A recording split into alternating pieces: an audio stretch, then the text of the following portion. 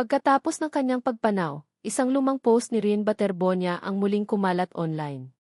At isang linya ang nagpaluha sa maraming Pilipino, "Mamamatay akong nakangiti."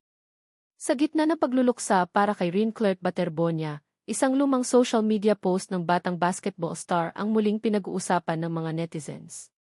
Matapos ang trahedyang ikinasawi niya sa isang team building activity sa Aurora, marami ang bumalik sa kanyang mga dating posts at mensahe online.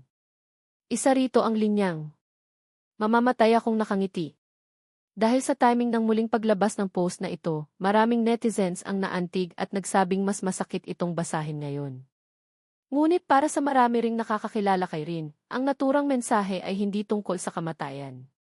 Bagkus, isa itong pagpapakita ng kanyang pananaw sa buhay. Isang kabataang puno ng pangarap. Isang atleta na laging nakangiti. At isang taong nagsisikap para sa kanyang pamilya at kinabukasan. Si Rien ay isa sa mga pinakakilalang batang manlalaro sa kanyang henerasyon. Nakilala siya bilang most valuable player ng palarong pambansa at naging mahalagang bahagi ng tagumpay ng Davao Region sa national competition.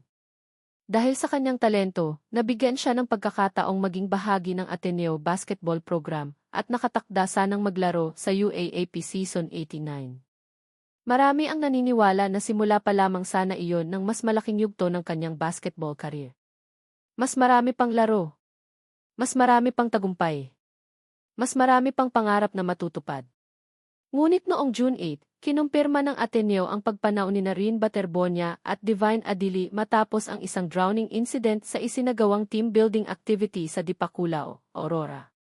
Mula noon, bumuhos ang pakikiramay mula sa basketball community, mga dating manlalaro, coaches, at libo-libong tagahanga. At habang nagpapatuloy ang mga tanong tungkol sa insidente, isa rin sa mga madalas balikan ngayon ay ang karakter ni Rien bilang tao.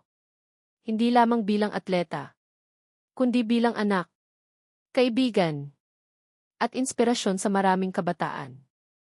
Marahil iyon ang dahilan kung bakit napakaraming tao ang naantig sa kanyang mga lumang post. Dahil sa bawat larawan, bawat mensahe, at bawat pangarap na kanyang ibinahagi, makikita ang isang batang puno ng pag-asa para sa hinaharap. Sa huli, maaaring hindi na natin muling makita si Rien sa basketball court. Ngunit ang kanyang kwento, ang kanyang mga pangarap, at ang inspirasyong iniwan niya ay mananatiling buhay sa puso ng mga taong kanyang naantig. At marahil, iyon ang dahilan kung bakit hanggang ngayon, hindi pa rin siya nakakalimutan ng maraming Pilipino. At para sa mga susunod na verified updates tungkol sa kasong ito, huwag kalimutang mag-follow, like at share.